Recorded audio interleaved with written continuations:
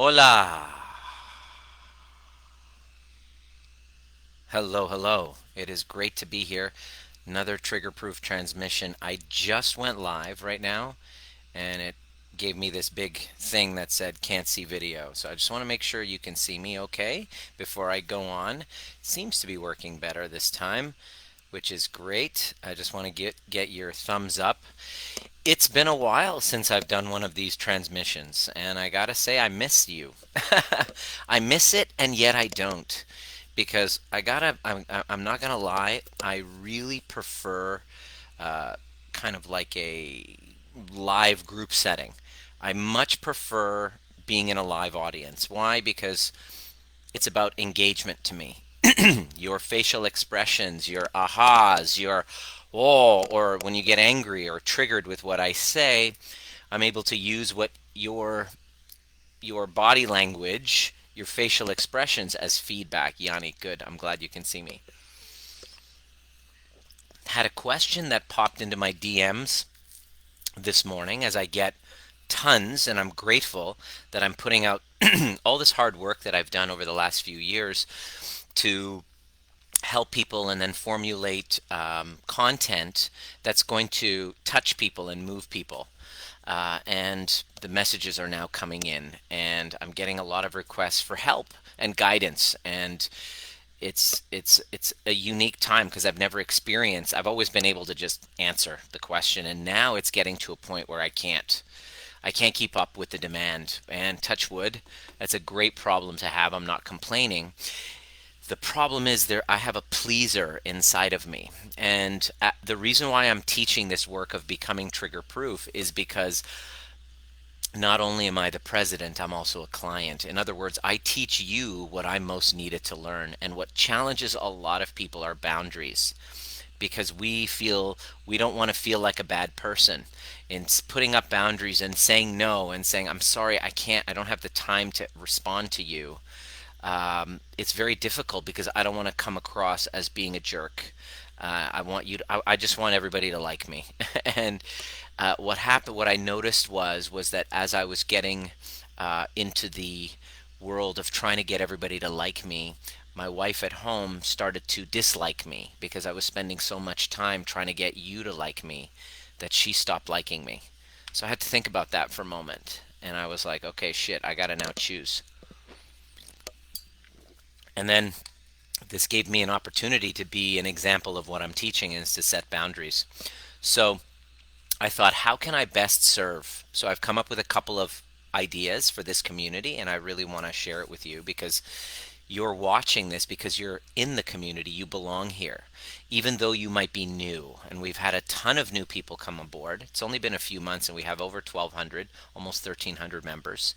It's only been a few months, and it just came with me wanting to just put out content to help people with the whole coronavirus and to help people regulate their nervous systems and to get back into their bodies and into their hearts and learn how to regulate so that all of this unknown, what's going to happen after, you can be prepared. And so I just came in and started doing content. And what happened was people started responding and wanted my help, our team's help. We run a mastermind, very powerful mastermind. It's called the Powerfully Aligned Mastermind, where we teach people how to create secure, healthy relationships in their lives by regulating the nervous system. In other words, shifting the relationship with self. And then all of a sudden, magically, all the relationships outside start to change because of the shift in the relationship and the dynamic that you've had with yourself. And this has all been a product of my relationship failures. One failure after another, one divorce, back like almost 10 years ago, going from one divorce to one freaking failed relationship after another until 2 years ago, my world completely kind of collapsed in on itself, and I decided that I'm not going to do what I normally do, which is to distract myself in pleasing others, in helping others, in being significant to other people's lives, which is where I gained much of my identity, being Dr. Nima, being the guy who can adjust you and get rid of your physical pain, and then come do this overview method tool that I've kind of integrated and come up with, and then all of a sudden become really significant in your life and just be able to get attention just like that, and be able to get people to like me, and then people to recognize me and all of that stuff. And I realized it was a very sad moment when I realized I was doing all of that just to get that external approval, and all of the choices that I made in my relationships were from an unconscious place of fear rather than a place of inspiration, a place of authenticity, place of love and inspiration. It was all based on fear. And I'm going to share with you, uh, a little bit about attachment wounds, because that's what the question was asked of me today. And I wanted to read it to you. And so I want to answer that in the context of why you're here. And also, if you're new, to welcome you to the community. You belong here. You're here because somebody either invited you, or you saw something that was interesting that resonated with you in the realm of healing. The conversation that we have in this forum is really pointing and aiming at one thing: healing. Because some shitty things are happening in the world right now, and some great chaos and calamity and catastrophe and all of that stuff's happening. And crisis has two kind of meanings in the Eastern languages. I'm not sure if it's Cantonese, Mandarin. It's one of the Asian languages. Crisis means danger, yet opportunity. And whether you leave this whole coronavirus thing in a state of danger, or you see it as an opportunity, entirely depends on the one thing that everything in your life depends on, which is the state of your nervous system.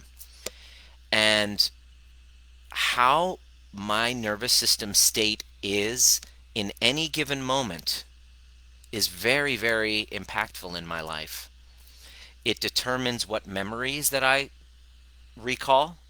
When I'm in a really, when my nervous system is in a regulated, what we call ventral vagal state in the polyvagal theory, when my autonomic nervous system is at its connection, joy, playfulness, fun, that's the kind of the ventral state. All of my memories are positive. My memories about you are positive. My thoughts about you are positive.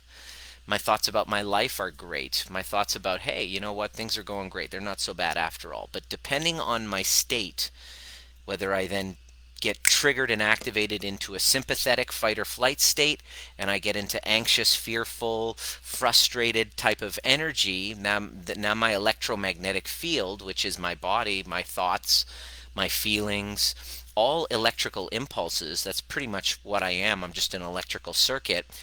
You'll be able to feel it when you come into my presence. You'll be able to feel, you'll be like, Nima, what the fuck's wrong with you? And I'll be like, nothing, nothing. And you'll be like, yeah, whatever. Look at you, dude. You're jittery. Your your shoulders are up against your ears, and you're just like panicking all the time.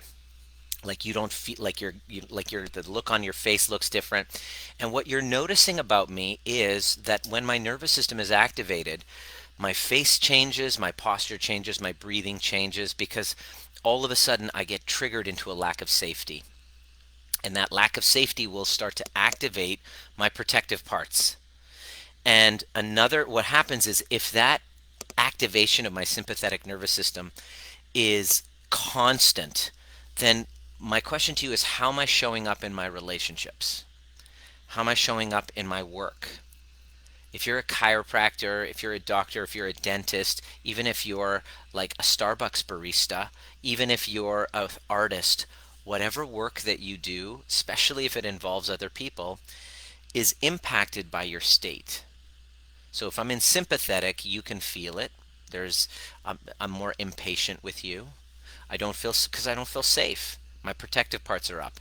If I don't learn how to regulate that, and my stress load keeps going, kind of like we're experiencing right now in the corona times, my nervous system then goes to the next level, which is called dorsal vagal shutdown. It's part of the autonomic nervous system that says, the amount of load that you're meeting right now is too much for me to handle. I'm just going to go into shutdown mode right now.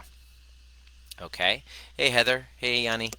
Um, and so when you go into shutdown, all of a sudden, nothing. You feel nothing. You're dissociated from your body. You feel, of course, not safe, but then your nervous system then plays dead, which is a very protective thing biologically. It's just not very functional in the realm of relationships.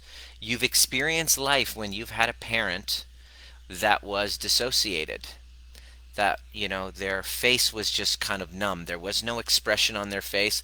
They just sit there like this. I know sometimes I talk to people and they just like look away and they go into story, and I'm just like, wow, complete dissociation from deep wounding in childhood where it doesn't feel safe to be in your body, so you leave, you dissociate, you go off into storyland, la la land, you leave your body. And most of us unconsciously get into relationships with this going on. So this question, so what happens is we have this nervous system dysregulation, and we get into relationships and they become toxic. They become unconscious. Two unconscious people who are unaware of their nervous systems. They don't know how to self-assess. They don't know how to have self-awareness. They are completely wounded within themselves. They haven't addressed their wounds. Maybe gone to a couple therapy sessions, whatever. Hasn't come up. Let's just get married blind. Okay, good. How's that working out for you? Within about 6 months to a year, that's about the amount of time that it takes for you to become really attached to somebody. And in that moment, all of your unconscious attachment wounds will show up. All of them will show up. Your partner is designed to bring up your attachment wounds. Now, there's a question that was asked. I'm going to read it in a moment.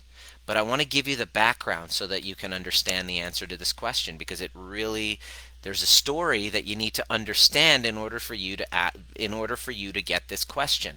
I want to answer this question because it's a really great question. I get it constantly, and it is on first glance, when most people on the outside would look at the question, would say, "Oh, honey, just leave him. He's not that into you. Just leave him." Easy for us to say on the outside, very easy.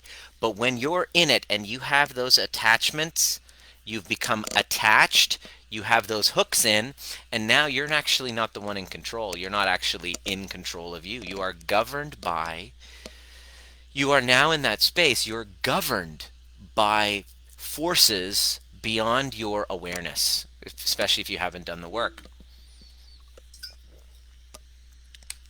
These forces are unconscious complexes that started in childhood. Basically, all of your neurological development in your life started with the attachment of your primary caregivers, your mother and father.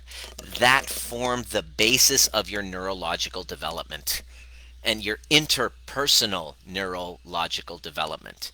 If you had the experience when you didn't have parents that met your emotional needs, that could validate you, that could see you and really hear you, what happens is you have big emotions come up.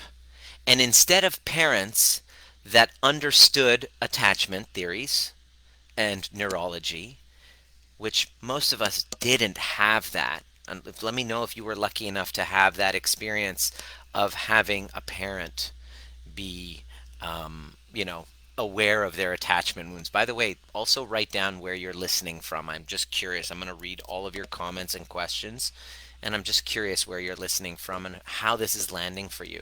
Let me know if this is an aha. I just want to know because I want to see how this is landing for you.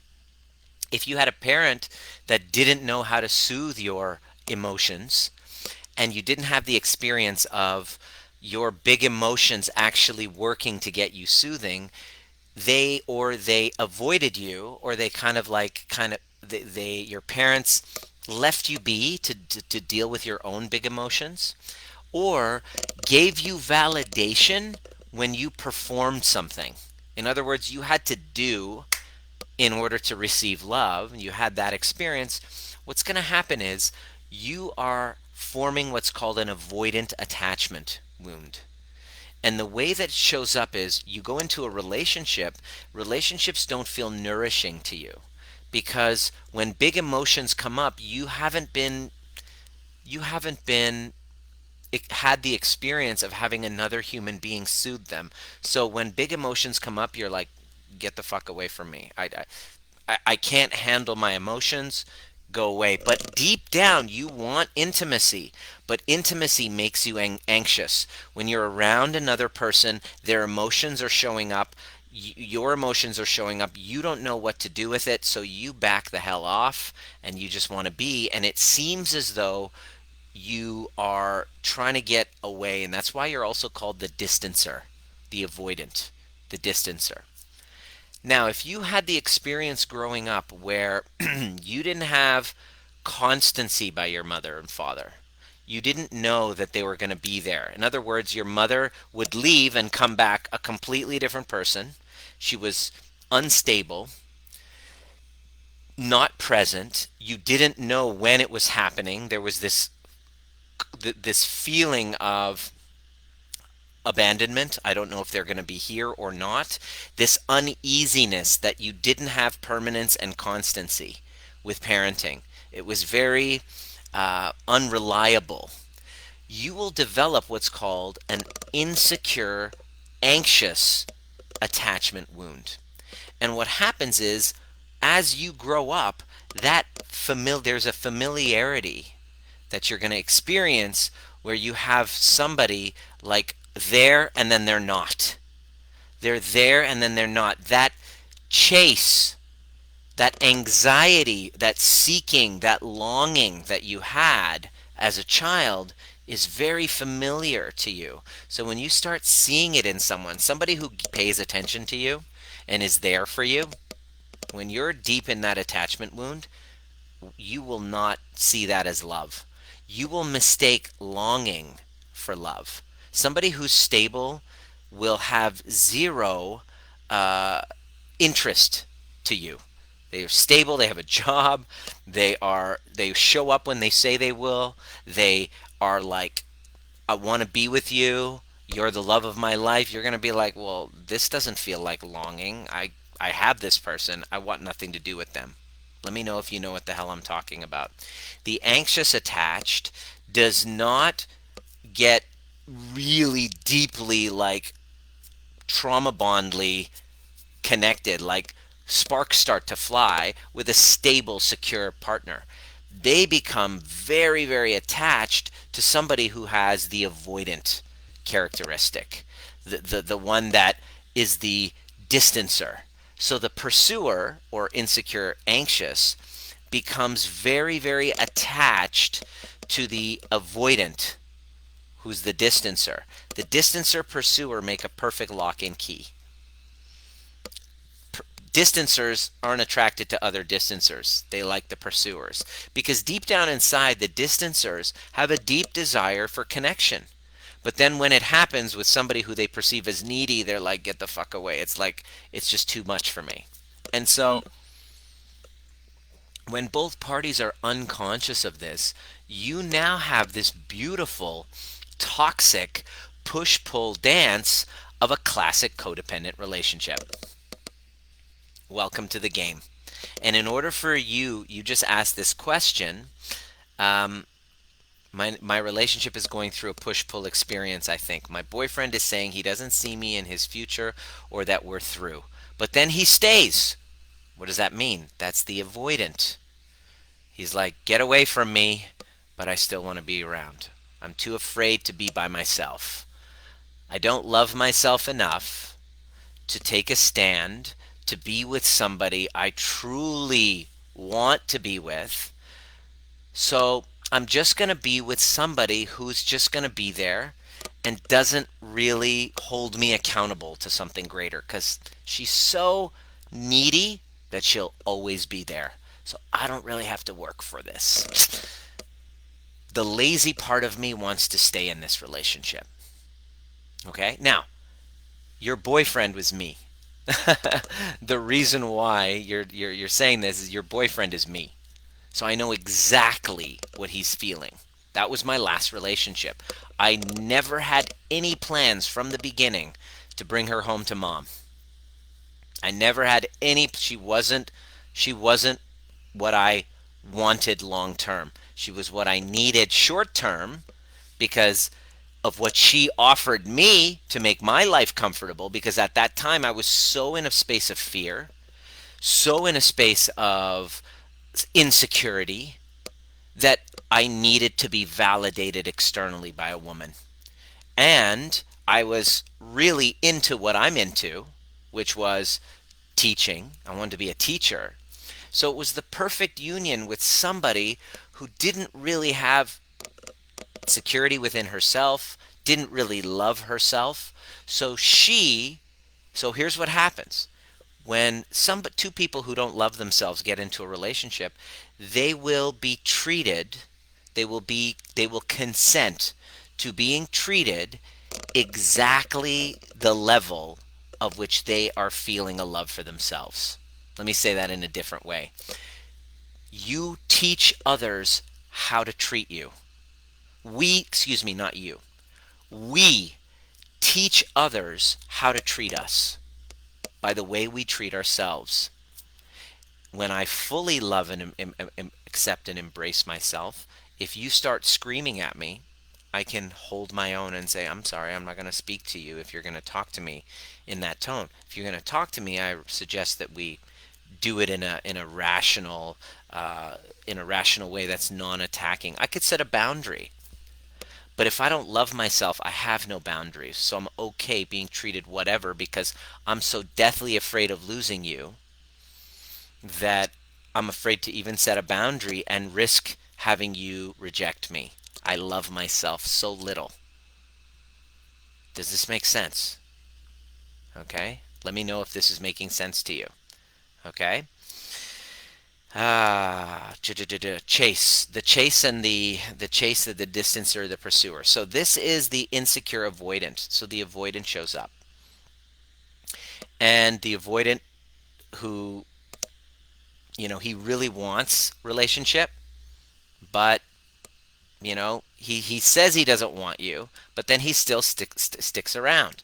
So let me finish what you wrote here. My boyfriend is saying he doesn't see me in his future or that we're through, but then he stays. Hopefully I explained to you why. It makes me so confused and it hurts, honestly. You're only confused. Here's the thing. You're only confused because you don't see the order. There's a methodology that I teach called the overview method that helps you take a 30,000-foot view of your situation and see order in it. To me, the entire situation makes perfect sense. Okay, and I'm going to explain it to you. It hurts. Of course it hurts, but I'm explaining to you why it hurts. I saw your YouTube video on Relationship Limbo and could completely relate. I think, like most people, I feel stuck battling my head and my heart. Yep, you do, and I'll explain it all to you. I don't know if he's doing this push-pull thing on purpose, but he's the one who just used the term today, so maybe he is. Let me explain to you. He's not doing it on purpose. He's doing it probably unconsciously, but now he's aware of it. And he now knows that he can do it. He's doing it because he can. Because there is no consequence for him not to. You have literally, just by what I'm reading, you've put him in the power position. You're the needy one. You're the codependent, and he's the narcissist. Okay? So there's no consequence. He's got his emotional immaturities that he's using you for to fill those voids. What a narcissist. Terrible, terrible guy, right? Until you look at your part in it, which is you're using him to fulfill your unresolved emotional needs that you don't know how to give to yourself. So you're using him just as much as he's using you. Welcome to a transactional unconscious relationship. Let me know if you know what the hell I'm talking about. The reason why I'm saying this is because there's no shame involved. There's nothing wrong. All of it makes perfect sense when you understand why you're in that situation. It seems wrong to know that you're manipulating someone by choice. I feel very lost. Okay, manipulative could be. Yeah, it could be. But here's the thing you got to understand. What kind of a person manipulates another person? The only way that I would manipulate you, other than if you're in my chiropractic table and I do an adjustment, which we call adjustments, not manipulations, for that very reason. The only reason why I would manipulate you is if I was in a place of fear and scarcity. Think about that. Why do we, and we all do this, we all manipulate people. This is part of the growth. Children are constantly doing it to parents, like you're doing it to children. It's any time you're unconsciously, you know, trying to get someone to fulfill your agenda, which is what communication, what marketing is all about. I'm trying to get you to fulfill my agenda, attending my workshops, and that's my agenda. But I can only do that if I'm giving you something that's so valuable and I understand what your problem is and I understand what it is that you need, and then I can offer you a solution. That's most times we're doing it unconsciously, but there's if you're doing it in, you can do enlightened manipulation, which we call, caring. We call it selling in the outside world, but interpersonal relationships is about caring. It's about taking the time to find out what's most meaningful to you, this question, and then I offer you a solution. Then have I manipulated you? Yes, I have. I basically have said, look, you're having this problem. I have the solution. All you got to do is come here. Let me show you the way.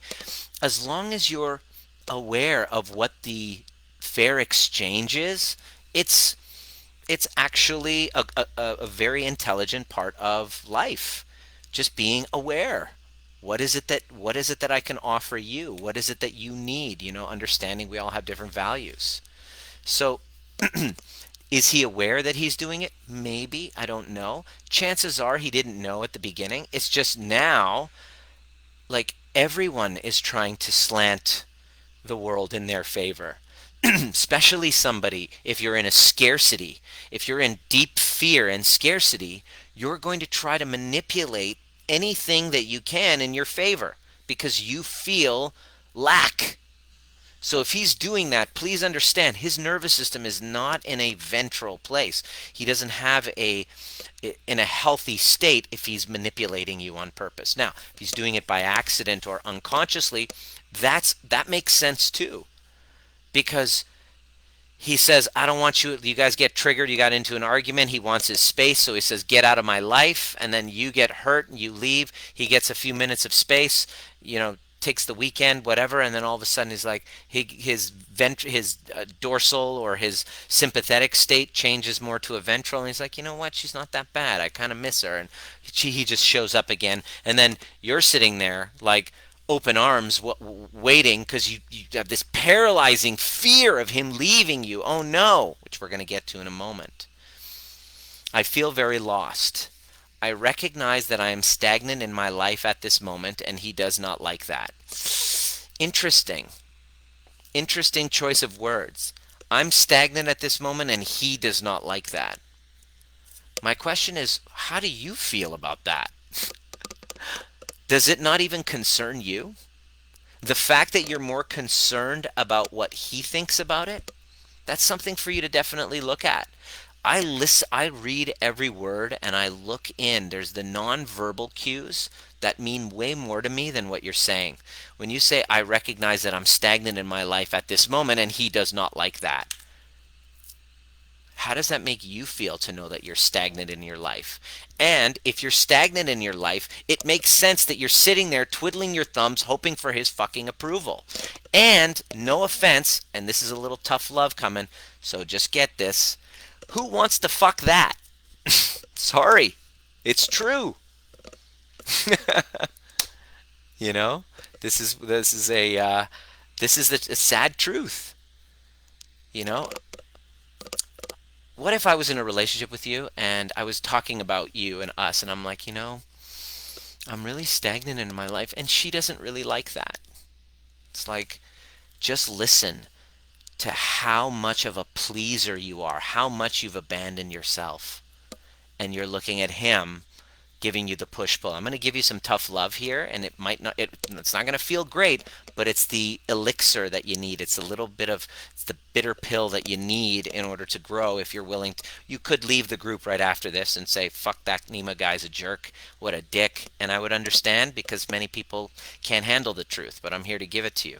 I feel very lost. I'm stagnant in my life. I'm stagnant in my life at this moment. Da, da, da, da. He sees himself as the more empowered, and he is, I guess, in the way he feels most important. No, he is. Make no mistake, he is. If you're having this conversation, instead of him wondering, you know, will she approve of me? You're the one seeking his approval. Yes, you have given your power to him. He is the more empowered one, but it's not because he's a jerk. It's because you've also contributed to giving your power to him.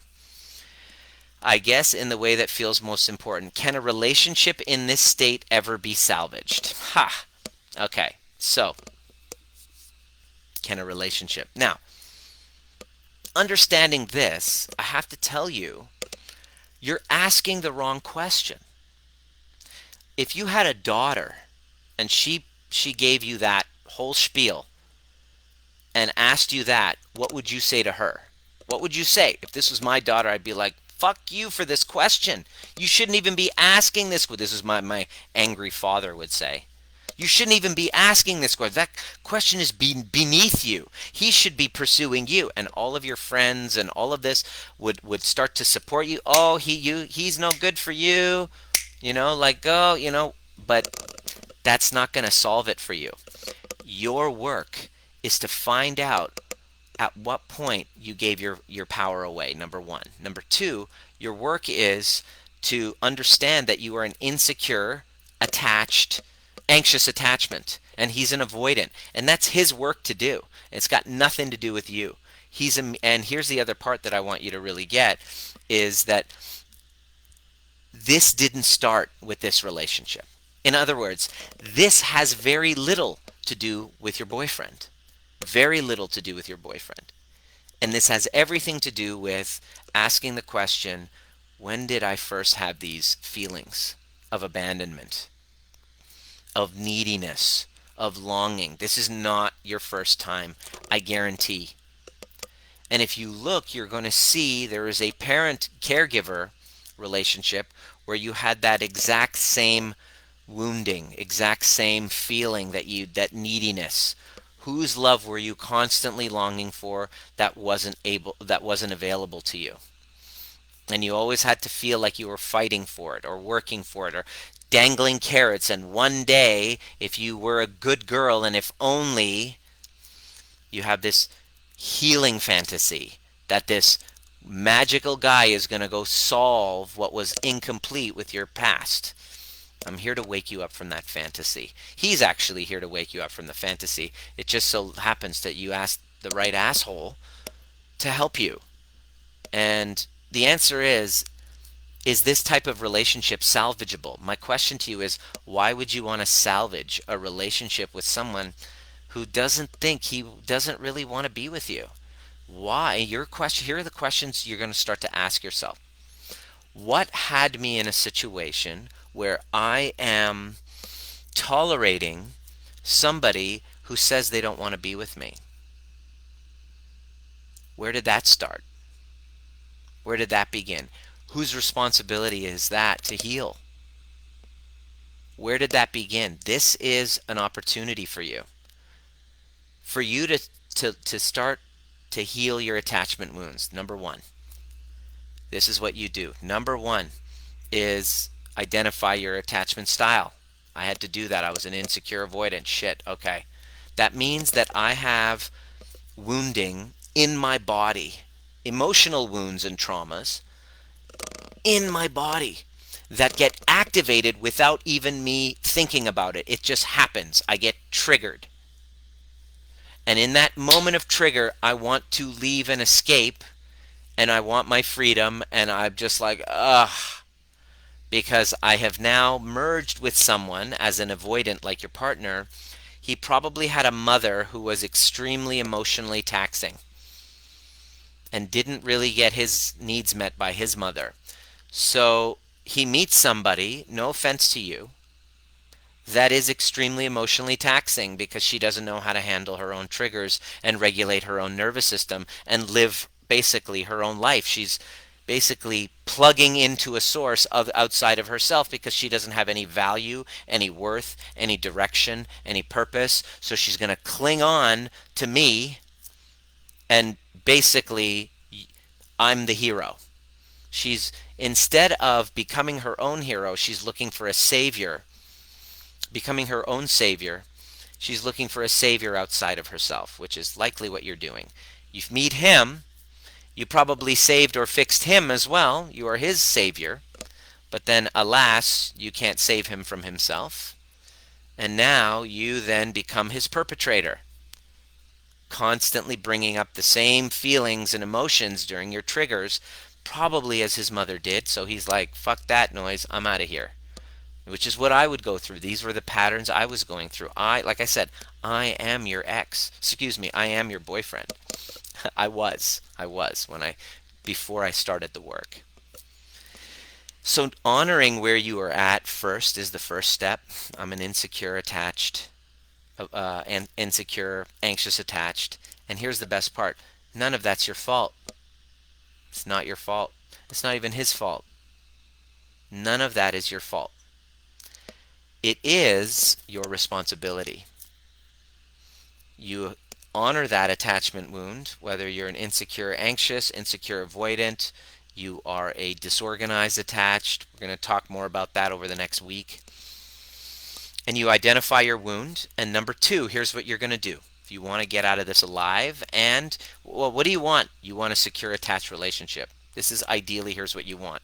You want a secure attached relationship where it feels safe to be there. You know that you're honored. They know that they're honored. There's a feeling of safety. There's a feeling of integrity. There's a feeling of nourishment that you get from one another. There's a feeling of when you break down and an argument happens, you know that there's a repair coming. You don't threaten to leave every time. You don't have this feeling of, oh my gosh, everything's done during an argument. That's where a secure attached relationship, that's what you want, ideally. Why do you want that? Well, because life is a lot safer at home when you feel that. The kids feel safer with you. The kids feel safer at home. Their health is better. You do better in your career when you feel a secure attachment at home. You're more willing to take risks in the big picture, in the real world. That's what you want. You want to heal you want to create a secure attachment. So you must identify your attachment wound. Number two, you must heal your attachment wounds with mother, with father. This is your work to do. If you don't heal those attachment wounds, if you don't, what happens is you could leave this guy, he could leave, you will repeat the pattern and it'll be amplified in the next relationship. I found that my unresolved wounds from one relationship after another, they actually amplified. It got worse. It got more toxic as I went. It didn't get better. It got worse until it fucking blew up in my face and I had to stop working and start to go inside and realize that I had some deep issues in my body.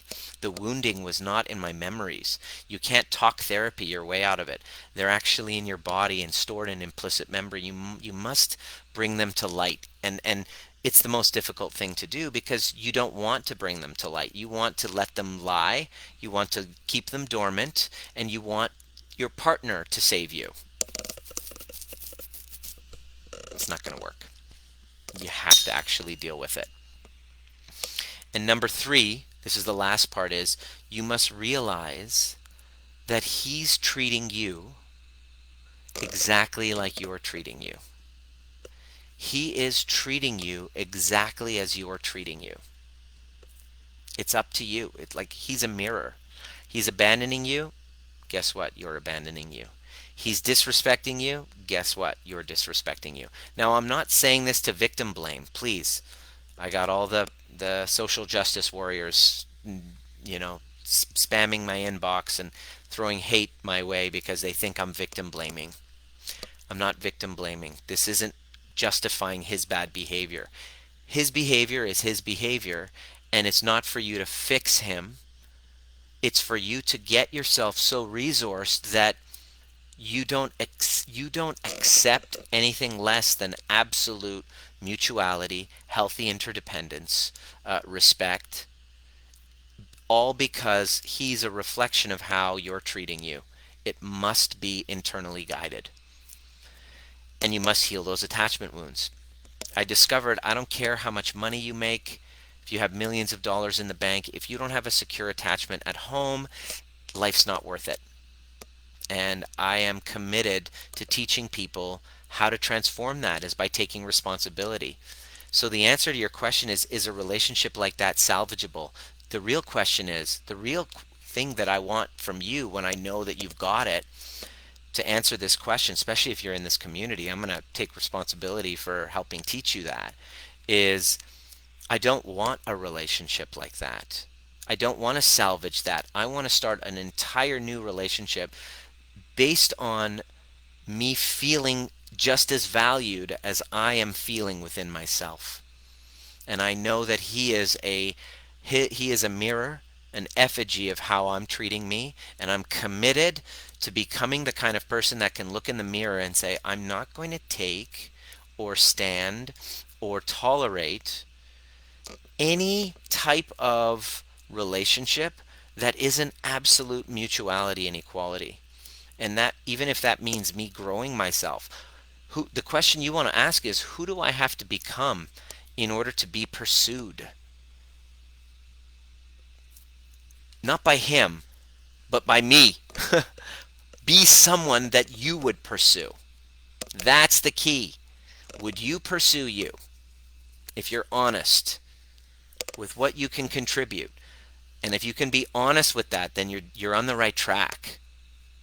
The question is that you must be able to go there yourself and realize that he's treating you exactly to the degree that you're treating you. So how do you turn this around? Healing those attachment wounds.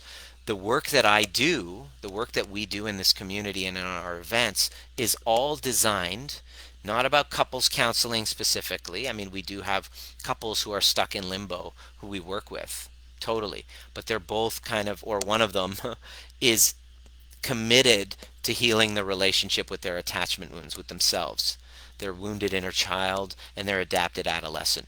Whenever you get triggered, you either turn into the wounded inner child or the adapted adolescent. The victim, poor me, the one that doesn't feel like they're good enough, or the arrogant one who's like, I'm too good, too hot shit. You're either one or the other. And for you to actually create a secure attachment involves you growing up out of that juvenile state into a place where you can honestly say, your functional adult is the one driving the bus instead of the wounded inner child waiting for mommy or daddy to come and see them and rescue them, waiting for a savior. You are the hero. And it starts with mastering your own nervous system. It starts with understanding the little girl that didn't feel like mom and dad were there for her. It felt abandoned. Those abandonment wounds, in order for you to have a healthy relationship and salvage a healthy relationship, whether it's with this guy or someone else, those abandonment wounds need to be resolved. And that's why I created the workshops that we do in this program, in this community. On Sunday, we did our breathwork and badassery that helped you heal with the father bond and deeply connect with yourself and start to build the muscle of self-trust. Start to activate through neuroplasticity, through the prefrontal cortex, new rewiring of your nervous system so that you can regulate yourself, so that you can expand that space between stimulus and response, not be so reactive, not be so needy. It takes going inside and doing the work. We did this on Sunday, the breathwork and badassery. We do it once a month in this community. We have it every month. Next one's going to be July 21st, I believe, on Sunday. So definitely open up your space for that. But on Sunday, this upcoming Sunday, we have the overview experience, which is a 5-hour deep dive into your wounded child, the one with the attachment wounds. And we're going to start the process of healing those attachment wounds. Why? So that you can become self-resourced, become more resilient, more adaptable. You're able to take triggers that cause you to self-abandon, and you're able to widen that gap, change the conversation that you have with yourself, which usually goes into I'm not enough, and I'm not good enough, I'm not lovable, and you're able to slowly over time, through rewiring of your nervous system, change that conversation to I'm not going to tolerate anything less than absolute, like, unconditionally mutual love. And so the cool part about this was when I started taking this work on, I remember 1 year ago, I was kind of feeling lonely. I mean, I was coming out of that deep freeze, and I was starting to really, my teaching and my programs and my offerings and my lessons that were coming through me were becoming more geared towards healing yourself and feeling good just without any partner. This was the first time in my life that I went single for 6 months, not distracting myself with anyone. And I did the scariest thing that I could ever think of, which is to not distract myself by getting outside approval. It was terrifying. But then within about 6 months of doing that, I met this incredible woman, and we're having a baby in October. We got married in April. And so I hadn't even met her. It's the 23rd of June. I met her 11 months ago. And now here we are, and we were on our baby moon this weekend. So don't underestimate what can happen to your entire life in a year. If you're asking the question, is this relationship salvageable, you're asking the wrong question. The question I would really rather you be asking is, how can I heal so that I can create a secure attachment with or without this dude? That's the better question you want to be asking. And if you're asking, is this relationship salvageable? My answer is yes. And if you salvage that old relationship, you'll be going around in circles with the same fucking dance for 10 years, and it'll get more and more toxic as you go, because both parties are too damn afraid to do their own healing work and grow. However, if you would like to be in a different place within the next 6 months, and you're willing to take ownership and do the scary thing, which is take on the work, then I'm going to encourage you to join us. I'm going to leave a link in the comment section for our session that's coming up in the next, it's the virtual retreat. It's on Sunday. It's coming up, and I cannot wait. Here we go.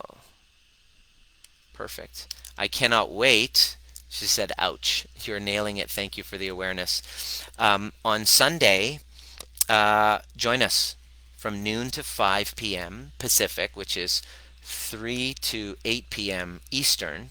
And then it's late at night if you're in Europe. And it's super early in the morning, 5 a.m. to 10 a.m. on Monday morning.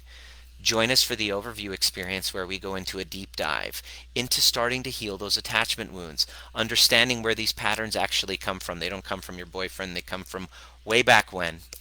And start the education of learning how to get into your body, out of your head, into your body, and create safety from within, so you're not looking outside of you. Hopefully this was something useful. Let me know if you have any questions. I'll leave a couple moments for questions, but I'm going to talk more tomorrow about the healing fantasies that we have and the roles we kind of unconsciously play in relationships. And I want you to be able to, I'm going to do a little quiz. I want you to be able to see yourself in it. I'm going to be joining tomorrow morning. I'm going to go over this with you.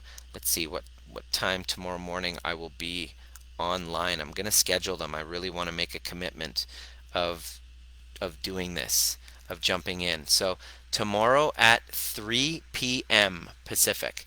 Tomorrow at 3 p.m. Pacific, I'm going to jump in, and we're going to talk about, I'm going to do a little quiz. We're going to talk about the roles that you play unconsciously when you're deep in these attachment wounds. Let me know if anything has come up if any of this made sense for you. What was your biggest takeaway? If you have any other questions, I'm happy to do the Facebook Lives for you. And my commitment is to get in here at least once a day and just drop some pearls for you on your climb up towards secure attachments, both at home, but both with your partner and with your work, because that was my next frontier after I found the secure attached relationship, which, by the way, when you get married, is just the beginning. Just because you get married doesn't mean it's over. It's now the beginning of a new chapter, of a new climb of healing your attachment wounds, because you're going to trigger the shit out of one another. What are you going to do when the trigger comes up? Are you just going to blame, or are you going to have the proper response? So this is all about education of becoming response able, so that people can feel safe in your presence, and then you can create safety wherever you go, because you're able to take off the mask and communicate in a way that doesn't blame or shame other people or yourself. So this is a new conversation. This conversation is all about healing. And if you have any questions, I'm here for you. Welcome to the, if you're new, welcome. I want you to think of 2 or 3 people that you know that should be here and listening to this, and I want you to invite them into this group and tag them in this post, because I stand for healed families. I'm here because I was able to do this work and then have a completely different experience with my family, two kind of who I would consider narcissistic parents, just like yours, Persian, who had no ability to see or hear me until I finally did my own work. And now my relationship with them is totally different. Every relationship in my life is completely different. And the most important one is the relationship with myself. I feel, honestly, I feel safe in my body. I can look in a mirror and say, I love you, and not mean it in a cocky way or a weird way. I actually feel love for myself, and it comes through in my comfort and ease of self-expression. And there's nothing different about me that you don't have. You can actually achieve that as well if you're willing to go inside rather than point fingers. Hopefully this was useful for you. I will see you at the next perfect time.